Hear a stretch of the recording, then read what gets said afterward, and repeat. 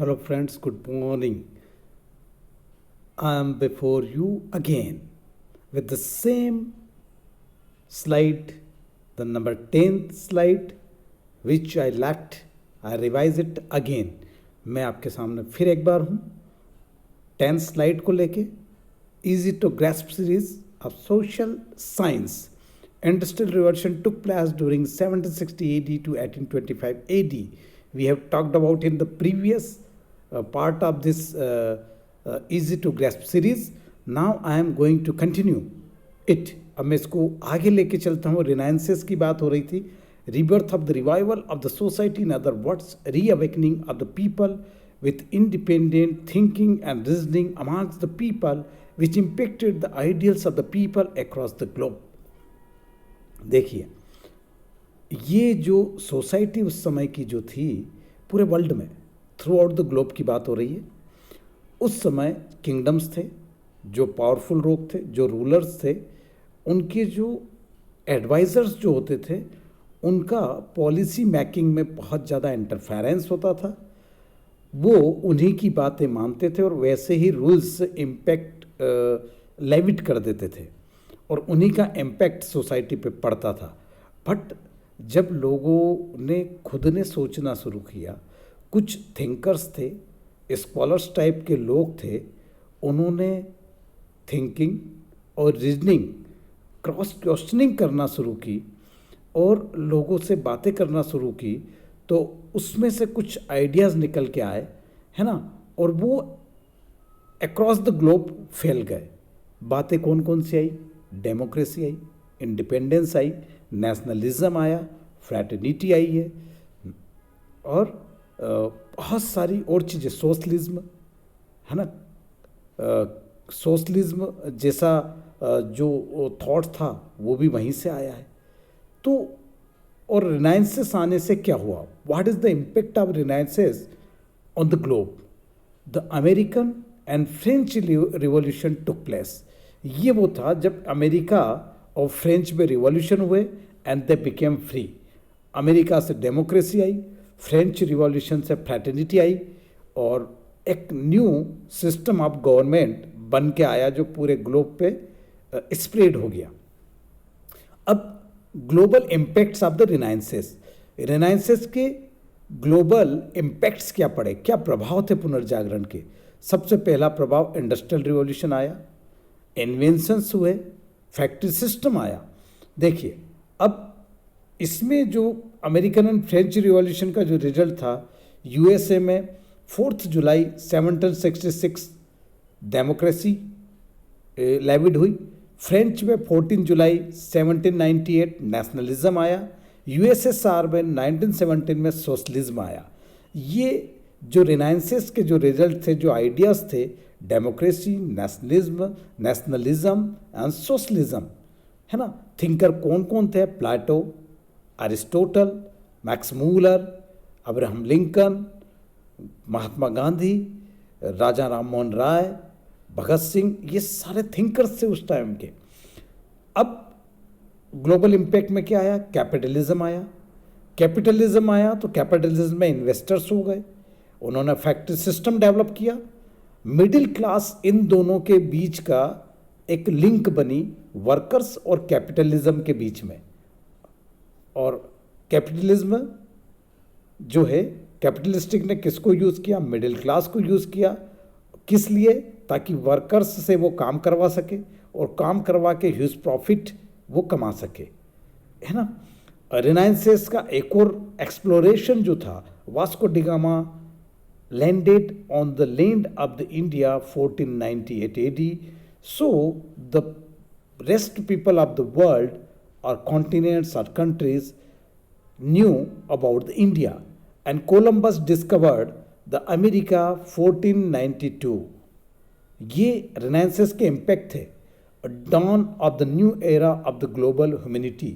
और यहीं से रिनाइंसेस का मेन जो था, जो सबसे इम्पोर्टेंट जो वो था, वो ये था कि मानवता का उदय हुआ यहाँ से. ये जो शोषण की जो राजनीति थी, जो एक्सप्लॉयटेशन का जो रूल था, है ना, द रेन ऑफ टेरर था वो ख़त्म होने की ओर चला और dawn of new era of the global humanity, विश्व बंधुत्व की भावना जागृत हुई, विश्व मानव की भावना जागृत हुई। ये रेनाइंसेस के बहुत बड़े इम्पैक्ट थे।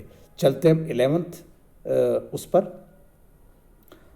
11th जो है ये आपकी स्लाइड है। सबसे पहले बात आती है कि रेनाइंसेस जो आया वो क्या था। Republic India in the ancient time there was the 16 mahajanapadas. India में कितनी महाजनपथ थी? रिपब्लिक थी। Because the republic, what is the meaning of republic? At the first we want to discuss about that matter, this terminology. सबसे पहले हम Republic word पे light डालना चाहेंगे। रिपब्लिक क्या? What is Republic? A country that has an elected government and an elected leader, president। जो country होता है उसकी इलेक्टेड गवर्नमेंट होती है, एक इलेक्टेड लीडर होता है जिसे हम प्रेसिडेंट कहते हैं, राष्ट्राध्यक्ष कहते हैं। और इंडिया में ये एंशियंट टाइम से था, वैदिक पीरियड से था। Magadh empire, Chedi, Avanti, these are the mahajanapada. ऐसी 16 महाजनपद थी, 16 महाजनपद थी जहाँ पर किंगडम्स नहीं हुआ करते थे, इलेक्टेड गवर्नमेंट वर्क करती थी। एम्परियलिज्म, एम्परियलिज्म मीन्स ये साम्राज्यवाद। A political system in which a rich and powerful country controls other countries colonies which are not as rich and powerful as itself. So इसमें यूरोपियन कंट्रीज जो थे वो सारे एम्परियलिस्टिक country थे। एम्परियलिज्म को उन्होंने एक्सटेंड किया, उसी थॉट पे वो चले और through out continent, through out globe उन्होंने रूल किया। इंडिया भी उसी का विक्टिम है। सारे जो साउथ ईस्टर्न एशियन कंट्री थे सब उसी के विक्टिम थे एम्परियलिज्म के। कैपिटलिज्म, पूंजीवाद। ये पूंजीवाद, कैपिटलिज्म जो है वो इकोनॉमिक सिस्टम है। The economic system in which the means of production and distribution are privately owned by and operated for the profit। जो पूंजीवाद है एक आर्थिक प्रणाली है जिसमें मीन्स ऑफ प्रोडक्शन, उत्पादन और डिस्ट्रीब्यूशन दोनों चीज़ें एक निजी व्यक्ति के हाथों में होगी और वही इसका प्रॉफिट को एंजॉय करेगा। Socialism, the economic system in which the means of production are owned by the society or the community rather than the privately or individual। किसने दिया था ये? Karl Marx and Friedrich Engels. देखिए, एक ऐसा economic system जिसमें production और जो डिस्ट्रीब्यूशन है वो दोनों कौन एंजॉय करेगा? सोसाइटी एंजॉय करेगी। उसमें किसी इंडिविजुअल का कोई इंटरफेरेंस नहीं होगा, है ना। प्राइवेटली इंडिविजुअल्स का कोई रोल नहीं होगा। सीधे सीधे समाज ही उत्पादन करेगा, समाज ही उसको एंजॉय करेगा। Democracy, a form of government of the people, by the people and for the people. ये वो फॉर्म ऑफ गवर्नमेंट है जो लोगों के लिए, लोगों के द्वारा बनाई गई सरकार है। Communism, the political system in which the state owns the controls all the factories, forms, services, etc. and aims to treat everyone equally। ये वो पॉलिटिकल सिस्टम है जो पूरा कंट्रोल, जो नियंत्रण है फैक्ट्रीज हुई, उत्पादन का, कृषि का, सेवाओं का, सब किसके हाथ में होगा? राज्य के हाथ में होगा, शासन के हाथ में होगा, शासक के हाथ में होगा। और उसका ये उद्देश्य रहेगा कि वो एवरीवन जो है उसको इक्वली ट्रीट करे, समानता का अधिकार दे। पर ऐसा होता नहीं। चाइना इसी पॉलिसी पे, इसी थीम पर कार्य कर रहा है। Trade union, association of the factory workers. जब इंडस्ट्रियल रिवॉल्यूशन आया, फैक्ट्रीज आई, लेबर्स आए, जब उनको समझ में आया कि हमारा एक्सप्लॉयटेशन हो रहा है, शोषण हो रहा है, तो उन्होंने अपनी एक एसोसिएशन बनाई जो पूरे वर्ल्ड में, ग्लोब पे ट्रेड यूनियन के नाम से जानी जाती। Monarchy, the system of government और रूल बाय अ किंग और क्वीन और a country that is governed bye a king और queen.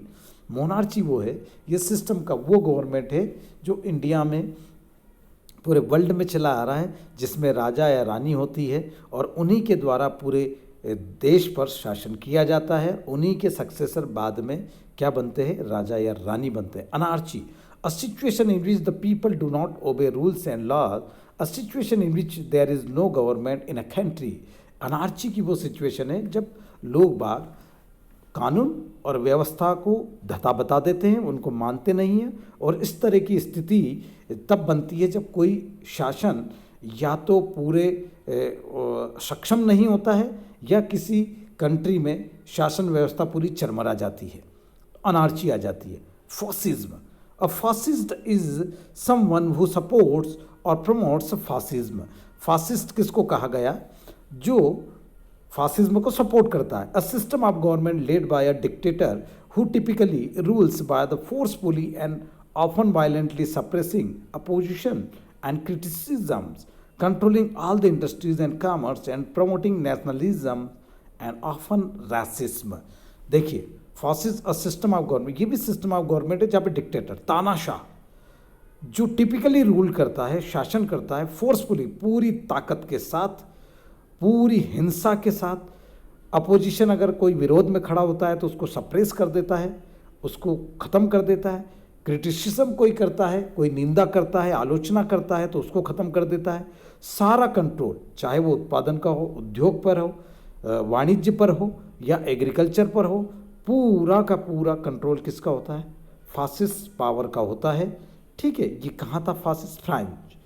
Nazism, Nazism also spelled Nazism in full, national socialism, German national socialisms, totalitarian movement led by the Adolf Hitler as head of the Nazi party in Germany. सबसे बड़ा तानाशाह, dictator of the world, of the globe कौन था? Adolf Hitler. And it's intense nationalism, mass appeal and dictatorial rule, Nazism shared many elements with the Italian fascism. Fascism कहाँ से है? सब European countries जो पूरे ग्लोब पर जिनका डिज़ायर थी, जिनका मोटिव था कि पूरे ग्लोब पर वो राज करे, सब उनके गुलाम बने, सब स्लेवर बने उनके. इम्पीरियलिज्म, फासिज्म, नाजिज्म, इन सब ने, कम्युनिज्म, सब ने क्या किया है? पूरे ग्लोब का उन सारे जो वीक कंट्री थे, जो पुअर कंट्री थे, उन सब का एक्सप्लॉयटेशन किया है. चलते हैं नेक्स्ट पर. Impact of the imperialisms. हाँ, अब इम्पीरियलिज्म्स के क्या इम्पैक्ट हुए? The first world war 1940 to 1939, प्रथम विश्व युद्ध 1914 से 1939 के बीच में हुआ.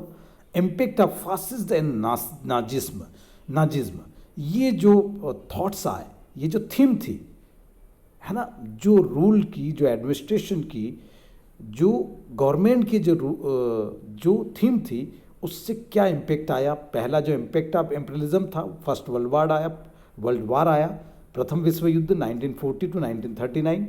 Impact of fascist and Nazism क्या लेके आए? The second world war 1939 to 1945. Wars after formation of UNO, और इन सब का जो एब्स्ट्रैक्ट निकल के आया वो था यूनाइटेड नेशंस ऑर्गेनाइजेशन का एस्टेब्लिशमेंट.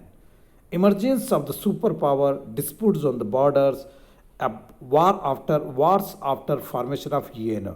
यूएनओ क्यों फॉर्म हुआ? किन चीज़ों को लेके, किन चीज़ों पे वो वर्क करेगा? Emergence of the super power. सबसे बड़ी बात है कि यहीं से सुपर पावर कौन है? सुपर पावर 2 ब्लॉक्स बने, एक तो यूएस बना और एक यूएसएसआर बना. इमरजेंस ऑफ सुपर पावर हुआ. डिस्प्यूट्स ऑन बॉर्डर्स पे डिस्प्यूट्स हुए. Extension policy of neighbouring countries. Terrorism, to control over the natural resources of the another countries to remain sovereign. देखिए, यूएनओ जो फॉर्म हुआ है उसमें सुपर पावर का emergence हुआ है. जो बॉर्डर पे डिस्प्यूट से है उनमें यूएनओ इंटरफेरेंस करता है. एक्सटेंशन पॉलिसी और नेबरिंग कंट्रीज़ को कंट्रोल करता है. टेररिज्म को कंट्रोल करने की बात करता है. Control over the natural resources of the another countries. देखिए, जो पावर, सुपर पावर जो है, वो कंट्री ये चाहते हैं कि वो दूसरे कंट्री की नेचुरल पावर पे क्या करे? कंट्रोल ओवर करे. और टू रिमेन्स सॉवरेन. कुछ चीज़ें बहुत अच्छी है, वैसे इसके जो थॉट्स है, जो एक्चुअली में on the paper on the paper जो चार्टर है, चार्टर ऑफ यूएनओ, उसमें सारी बातें बहुत अच्छी लिखी गई है, पर उस पर वर्क होना अभी बहुत ज़्यादा बाकी है। आ जाते हैं हैंड रिटन, भारत और आधुनिक विश्व। India and the modern world. क्या था इंडिया और मॉडर्न वर्ल्ड, क्या इतिहास, हिस्ट्री